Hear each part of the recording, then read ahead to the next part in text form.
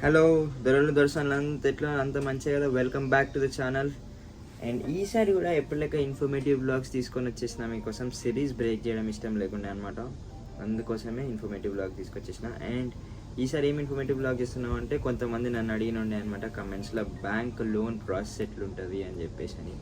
So abroad ఎడ్యుకేషన్కి, especially యూఎస్ఏకి bank loan కావాలంటే, ఇంకా ఆల్మోస్ట్ లైక్ అబ్రాడ్ అంతా ఒకటే ఉంటుంది అనుకోండి. So abroad bank loan process అందాం మనం. సో దాంట్లో ఉండే స్టెప్స్ ఏంది, కావాల్సిన రిక్వైర్డ్ డాక్యుమెంట్స్ ఏంది, ఈరోజు మనం వీడియోలో చూసేద్దాం. లేట్ ఎందుకు, get ready to know the steps to get a bank loan for abroad education. And face and జుట్టు కొంచెం వియర్డ్గా ఉంది, బికాస్ లాంగ్ హెయిర్ పెంచుదామని ట్రై చేస్తున్నా. ఎట్లా వస్తుందో తెలియదు. I will try my best. కొంచెం ఏమనుకోకండి, never mind about it. And let's get started with the video. So ఇప్పుడు మనం రిక్వైర్మెంట్స్ ఏంటి అని చూస్తే, బేసికల్గా మీకు 8 డాక్యుమెంట్స్ అవసరం అవుతాయి బ్యాంక్ లోన్ కోసం. First and foremost thing me I-20. And I-20 ఎందుకు అంటే, I-20లో మీ ట్యూషన్ ఫీజు ఎంత అండ్ ఎస్టిమేటెడ్ లివింగ్ కాస్ట్ ఎంత అని ఉంటుంది అనమాట. సో బేసిక్గా దాన్ని పెట్టుకొని బ్యాంక్ వాళ్ళు మీ లోన్ రిక్వైర్మెంట్ ఎంతో చూసి మీకు ఎంత అప్రూవ్ చేస్తారు అండ్ వాళ్ళు ఎంత మార్జిన్ పెట్టుకుంటారు అన్నది చెప్తారనమాట. ఈ మార్జిన్స్ ఇవన్నీ ఏంది అన్నది మనం లాస్ట్లో చెప్తాం మీకు. So I-20 is one requirement. And దాంతోపాటు మీ కాలేజ్ అడ్మిషన్ లెటర్. అండ్ ఇంకా థర్డ్ వన్ వచ్చేసి మీ బీటెక్ ట్రాన్స్క్రిప్ట్స్ అనమాట. సో ఆ ట్రాన్స్క్రిప్ట్స్ అన్నవి చాలా ఇంపార్టెంట్. అండ్ ట్రాన్స్క్రిప్ట్స్తో పాటు సిఏ రిపోర్ట్.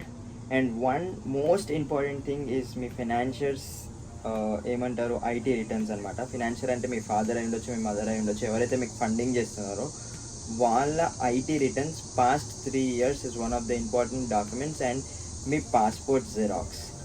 ఇదంతా ప్రీ అప్రూవల్ కోసం, అంటే మీరు వీసాకి వెళ్ళే ముందు బ్యాంక్ లోన్ అప్రూవల్స్ కావాలంటే ఈ డాక్యుమెంట్స్ అన్నీ కావాలి. Once this is done and your visa gets approved, మీరు మళ్ళీ మీ వీసా జిరాక్స్ కాపీని కూడా వాళ్ళకి ఇవ్వాల్సి ఉంటుంది.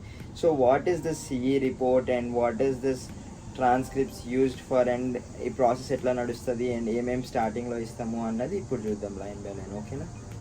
సో బేసిక్గా మనం ఫస్ట్ బ్యాంక్కి వెళ్ళంగానే వాళ్ళు ఏం అడుగుతారు అంటే, బాబుని I-20 అని చెప్పేసి అడుగుతారు అనమాట. వాళ్ళు దాంట్లో నీ ట్యూషన్ ఫీ చూస్తారు. కొన్ని బ్యాంక్స్ ఎట్లుంటాయంటే ఓన్లీ ట్యూషన్ ఫీ ఇస్తాయి, కొన్ని with your travelling expenses and tuition fee ఇస్తాయి, అండ్ కొన్ని మాత్రం ఇంక్లూడింగ్ ఎక్స్పెన్సెస్ ఇస్తాయి, living and tuition. So mostly private banks అట్లా ఇస్తూ ఉంటాయి అనమాట మీకు. అండ్ ప్రైవేట్ బ్యాంక్స్కి మీరు వెళ్ళినప్పుడు మీకు ఇంకొక అడ్వాంటేజ్ కూడా ఉంది. ఆ అడ్వాంటేజ్ ఏంటి అని అంటే, you will be getting less interest percentage అనమాట, based on your GRE scores. And వాళ్ళ దగ్గర స్కూల్స్ లిస్ట్ ఉంటుంది అనమాట, అప్రూవ్డ్ స్కూల్స్ లిస్ట్. ఆల్మోస్ట్ అన్ని బ్యాంక్స్ దగ్గర ఉంటాయి. అందులో ఎస్పెషల్లీ ప్రైవేట్ బ్యాంక్స్కి వెళ్ళినప్పుడు ఈ పర్టికులర్ జిఆర్ఈ రేంజ్లో ఉంటే మెరిట్ అని చెప్పేసి, మెరిట్ కింద కన్సిడర్ చేసి మీకు ఇంట్రెస్ట్ రేట్స్ తక్కువ ఇస్తారు అబ్రాడ్ లోన్స్కి. సో అట్లా ప్రైవేట్ బ్యాంక్స్లో మీకు ఒక ఆప్షన్ ఉంది. సో ఫస్ట్ వెళ్ళంగానే I-20 అడుగుతారనమాట. సో ఆ ట్యూషన్ ఫీజ్ చూసేసి నువ్వు ఎంత కట్టాలి అండ్ బ్యాంక్ ఎంత అప్రూవల్ ఇస్తుంది అంటే, for example they say it as a margin amount అనమాట.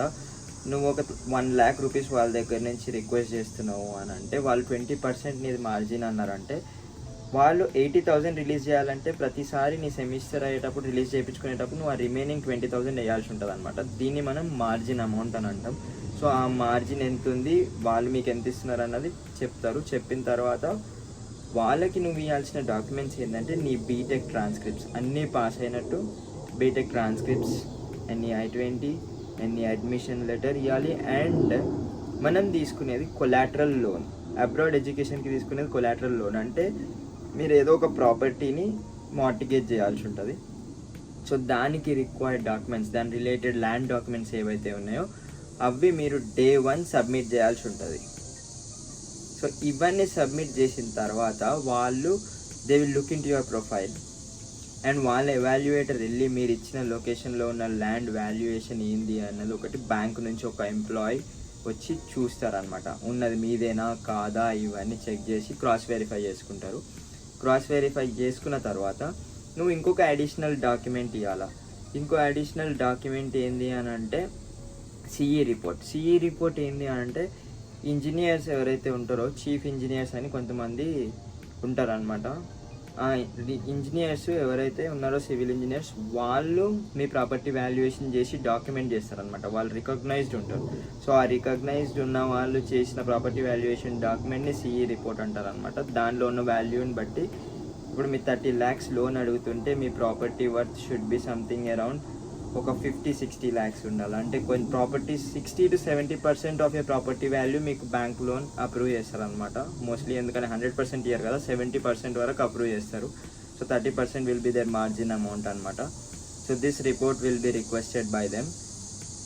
అండ్ ఇది ఒకటే కాకుండా ఇంకా మీరు ఐటీ రిటర్న్స్ అని చెప్పిన కదా, that also plays a crucial role అనమాట. మంచి ఐటీ రిటర్న్స్ ఉంటేనే మీ బ్యాంక్ లోన్స్ అన్నవి అప్రూవ్ అవుతాయి, ఎవరైతే మీ ఫైనాన్షియర్స్ ఉన్నారో. So keep it in mind. And ఖచ్చితంగా last 3 years IT returns Day 1 తీసుకెళ్ళండి.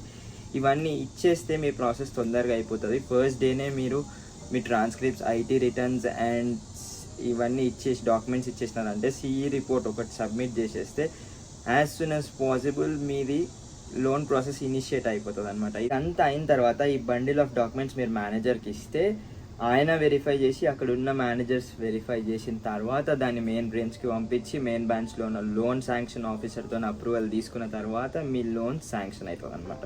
సో ఇంత పెద్ద ప్రాసెస్ అంతా కంప్లీట్ కావాలంటే మీకు తెలిసిందే కదా, టైం టేకింగ్ ప్రాసెస్ కదా.